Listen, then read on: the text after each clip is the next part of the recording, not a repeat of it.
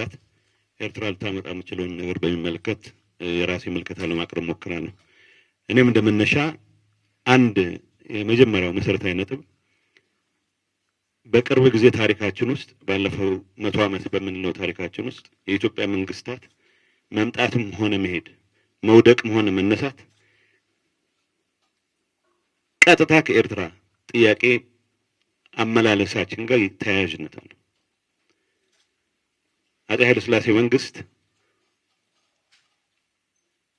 ኤርትራን ጥያቄ ለመፍታት የሄዱበት መንገድ ለውድቀታቸው የራሱ አስተዋጽኦ አድርጓል።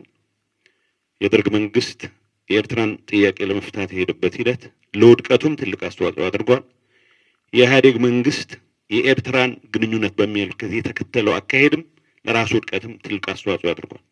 በአሁኑ ሰዓት ከኤርትራ ጋር ያለን ግንኙነት ቀጥታ የብሔራዊ ደህንነት ኢሹአችን ነው ብቻ ሳይሆን ስለ ወደብ ስለምናነሳ ስለ ግንኙነት ስናነሳ ፕላስ ስለ ኤርትራ መንግስት ባህሪም ስናነሳ የሚታየው ብቻ ሳይሆን ከታሪክም አንፃር የኤርትራን ጥያቄ የምንመልስበት ሂደት ከአጠቃላይ ህልውናችን ጋር ተያያዥነት ያለው መሆኑን አሱ ማድረግ ተገቢ ነው የሚል እምነት አለኝ። እሱ ነው አንድ መሰረታዊ መነሻ። ሂስቶሪካሊ እንዳልኩት ለኢትዮጵያ መንግስታት መውደቅም መነሳትም ወሳኝ ፋክተር ሆኖ ረጅም ጊዜ አገልግሏል።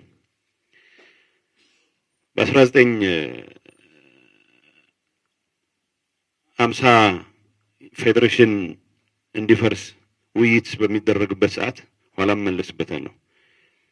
ይሄ ነገር ችኮላ እንዳይሆን የሚል ስጋት የነበራቸው አክሊሉ ሀብተወልድና ጸሐፌ ትእዛዝ ወልደ ጊዮርጊስ ነበሩና ይሄ ፌዴሬሽን የሚባል ይላሉ ጸሐፌ ትእዛዝ ወልደ ጊዮርጊስ እንደው ነገሩ ስላልገባን ፈርተነው ነው እንጂ በደንብ በውል ከተገነዘብነው ለኛ ብቻ ሳይሆን ለኤርትራ ብቻ ሳይሆን ለኡጋዴንም ለኦሮሞም ለትግሬውም መፍትሄ ሆኖ ሊመጣ ይችላል።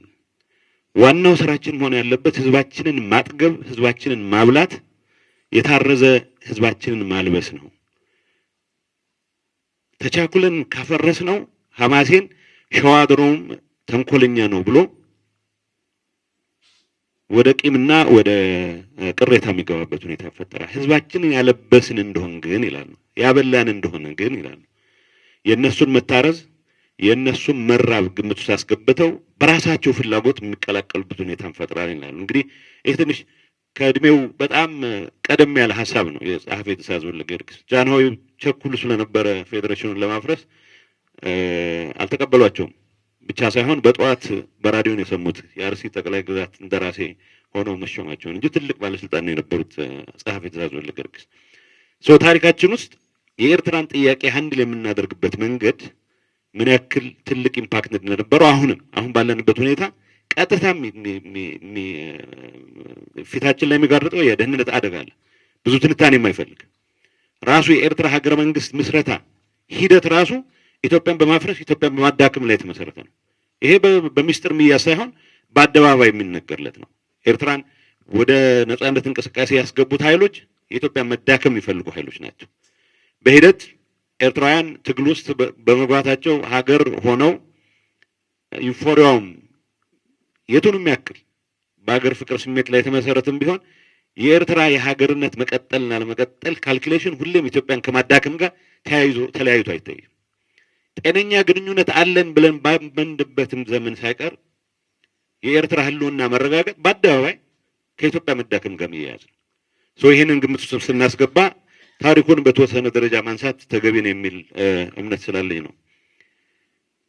እዚህ እንደ ጥያቄ ከቨር ቢደረጉ ተብለው ጽሁፉ ላይ ቀረቡልኝ ነገሮች ስላሉ በዛ መሰረት ነው እንትሩን ማቀርበው። ኦርደሩ በዋር ኮሌጁ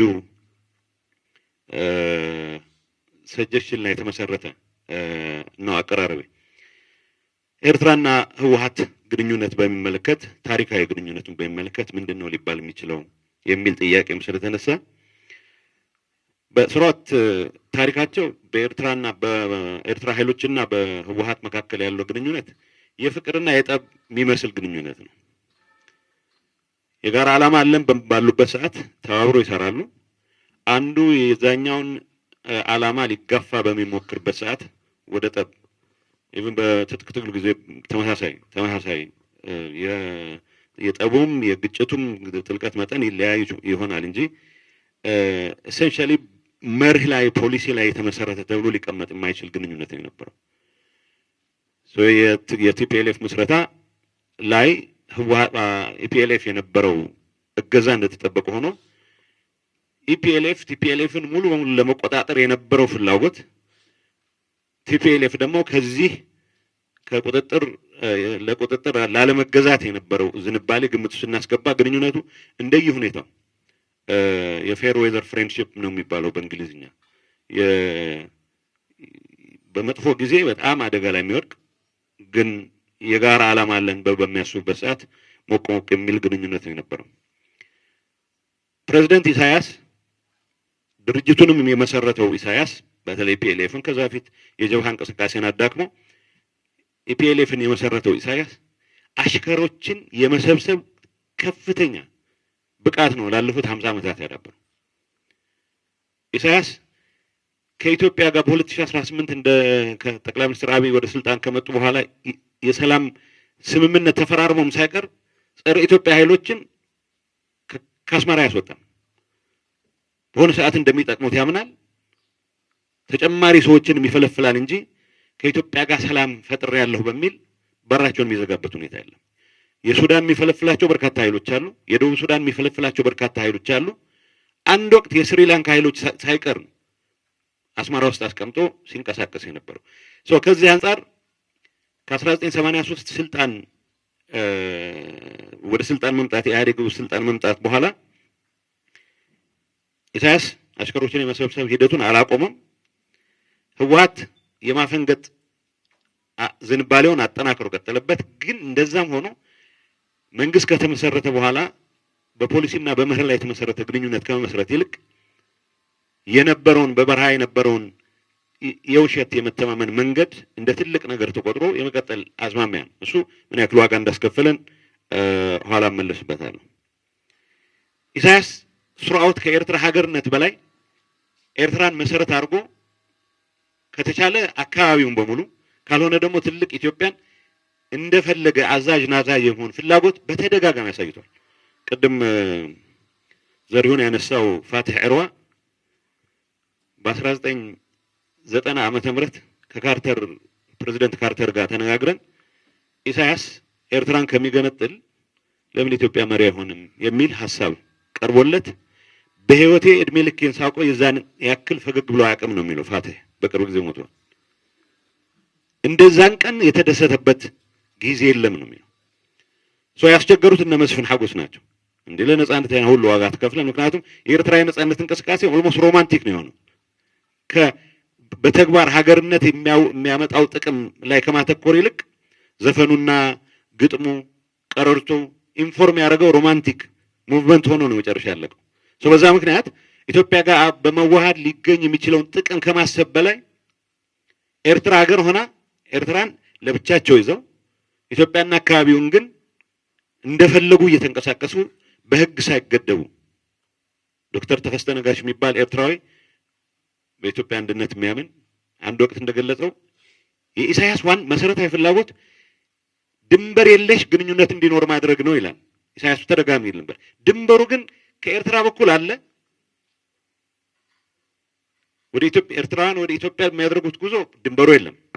ኢትዮጵያውያን ወደ ኤርትራ አቅጣጫ የሚያደርጉት ጉዞ ግን ድንበር አለ፣ የማይታይ የሚከለከሉበት ይባላል። ስለዚህ ኢትዮጵያ ኤርትራ የግላችን ኢትዮጵያ የጋራችን የሚል አፕሮች በአደባባይ ነው ሲያራምደው የነበረው። ስለዚህ ፖሊሲና መርህ ላይ የተመሰረተ ግንኙነት ለመፍጠር የተደረገው እንቅስቃሴ እጅግ በደካማ ስለነበረ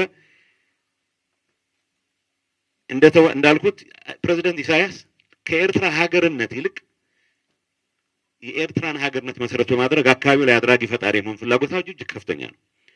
አይሮኒካሊ ደግሞ የህወሓት ጽንፈኛው አመራር ለኤርትራ ነጻነት ከፕሬዝዳንት ኢሳያስ ከራሳቸው በላይ ጥብቅና የሚቆምበት ሁኔታ ነው ያለው።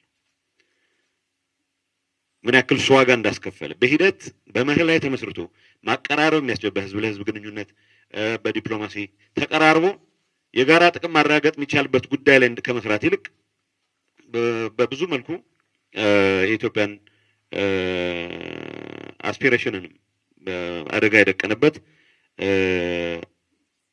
ለኤርትራ ነጻነት ከኤርትራ ኃይሎች በላይ ጥብቅና የመቆም አዝማሚያ እንደነበረ ይታወቃል። ሀገር ሲመሰረት ኤርትራ እንዳልኩት ሮማንቲክ ኮንሰፕት ነው የተመሰረተው።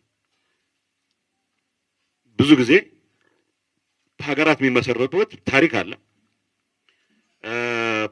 ፖፑሌሽኑ በጋራ ስነልቦና የጋራ አሰፋፈር ግምት ውስጥ በማስገባት ሀገራት ትመሰርታለ።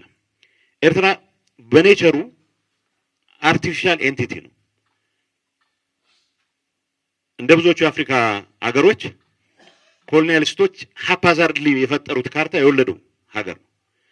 ግን የኤርትራ የነጻነት እንቅስቃሴ ፈተና ይህንን ጂኦግራፊ እውነታ ይህንን ሂስቶሪካል እውነታ ዲናይ በማድረግ ኤርትራ የምትባል ኤንቲቲ ቫያብል ኤንቲቲ እንዳለች በታሪክ የሚቀዳ ህልውና እንደነበራት ለማስረዳት አሰልቺ ትግል ያደረገ ነው። ካውንተር ኢንቱዊቲቭ ነው፣ ሊሆን አይችልም። ኤርትራ የሚለውን ስም ያወጣው ራሱ ፈርዲናንዶ ማርቲኒ የሚባል የኤርትራ ገዢ ተደርጎ በ1889 የተመደበ ጣሊያናዊ ነው። ምን እንበለው ይናገር አለ። ማሮ ኤሪትሬው ማለት ቀይ ባህር ማለት ነው። ኤሪትሪያን ሲ ሜዲተራኒያን የሚባለው ሜዲተራኒያን ነው። ይሄ ኤሪትሪያን ሲ ነው የሚባለው የምስራቅ ባህር እንደማለት ነው። ማሮ ኤሪትሬው ይባላል። ይሄን ኤሪትሪያ የሚለው ቃል ግን ከሶች ጀምሮ እንደነበረ ለመስበክ የሚሞክረው የኢሳያስ የኤርትራ ሀገርነት ትልቁ ፈተና ከሳህል የመነጨን አስተሳሰብ ታሪካዊ አድርጎ ለማቅረብ የተደረገ አርቲፊሻል ጥረት ውጤት መሆኑ ነው። አደጋው እሱ ነው። የ2000 ዓመት ታሪክ ያለህ ለማስመሰል ትሞክራለህ። በተግባር ግን ከሳህል የጀመረ ማንነት ነው ያለ።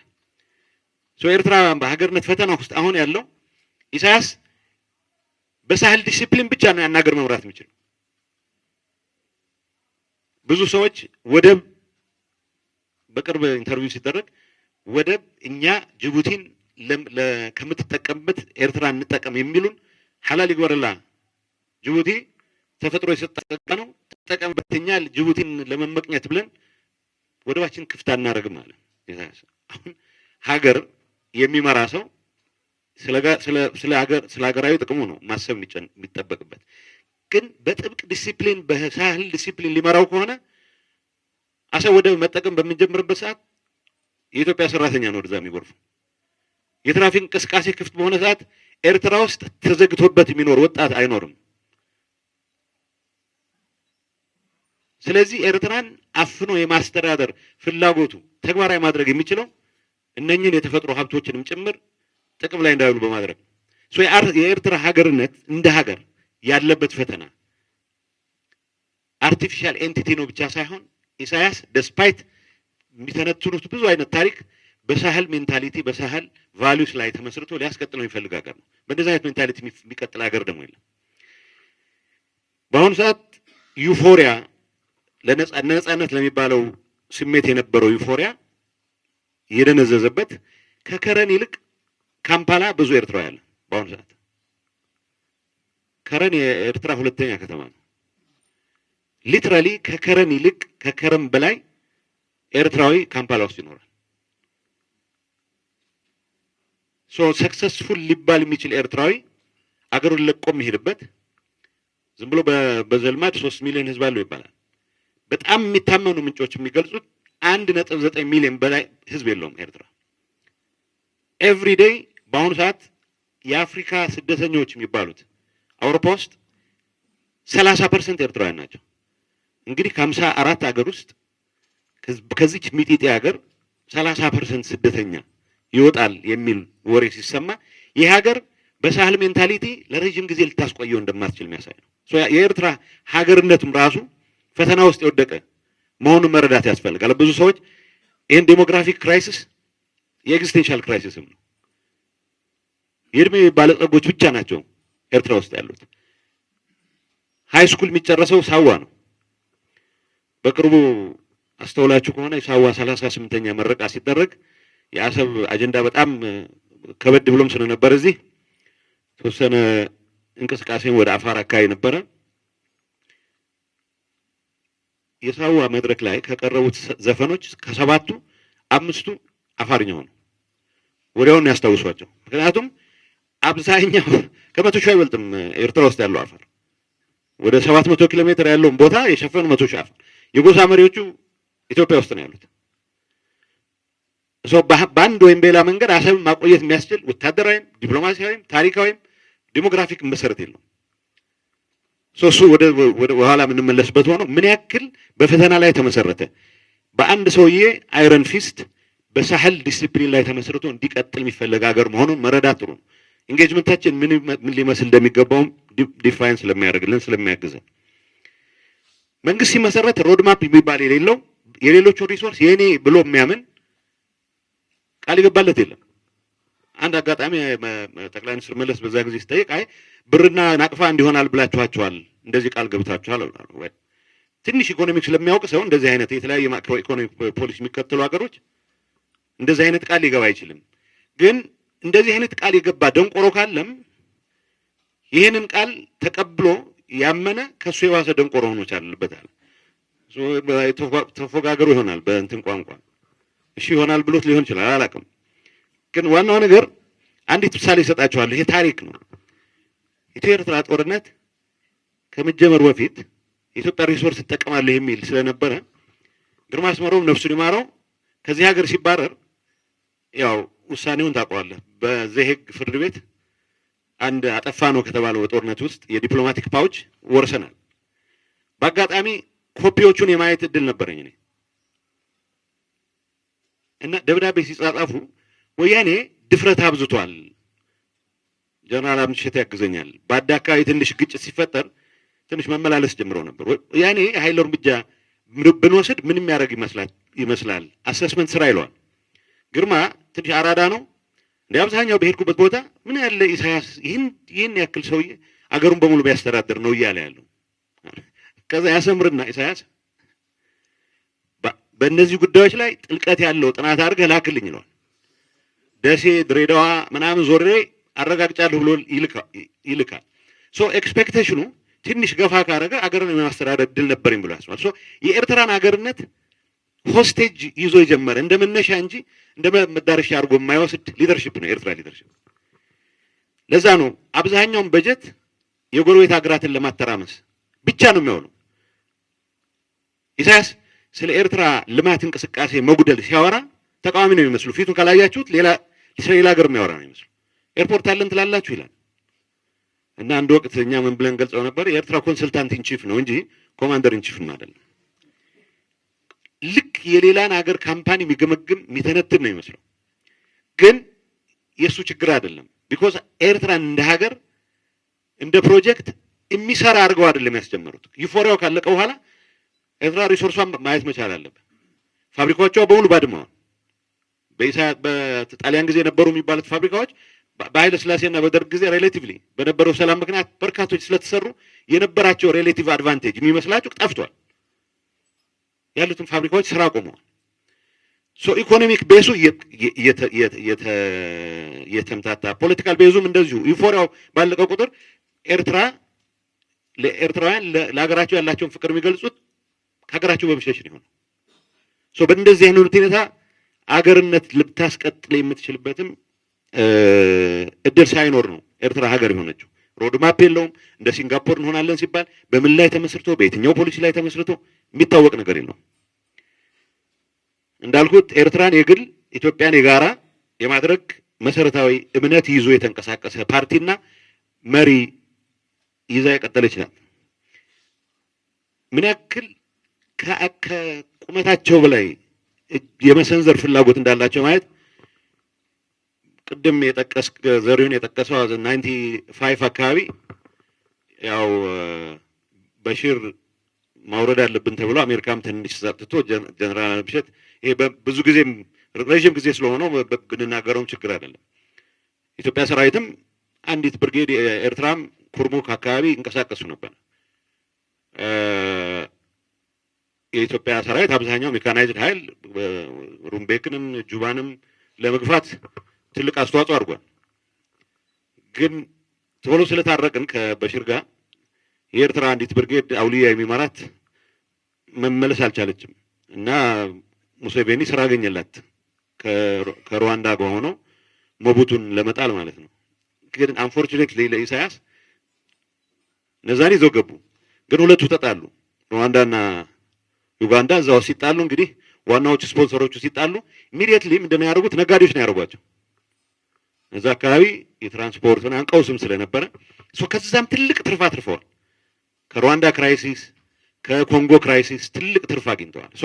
ፍላጎቱ አንዳንዴ የተገለጽ ከአሜሪካም ይሄ ኃይልም ፕሮጀክት ከማድረግ አቅም ጋር ሲነጻጸር የእነሱ እንደውም ከፍ ያለ በሚመስል ደረጃ ነው ለራሳቸው የሚሰጡት ግምት። ሬንት መሰብሰብ በየአፍሪካ ሀገሮች ውስጥ በንግድ ስም ያሰማሯቸው ከፍተኛ መኮንኖች፣ በንግድ ስም ያሰማሯቸው፣ በኮንትሮባንድ ውስጥ የሚያሳትፏቸው ብዙ ሰዎች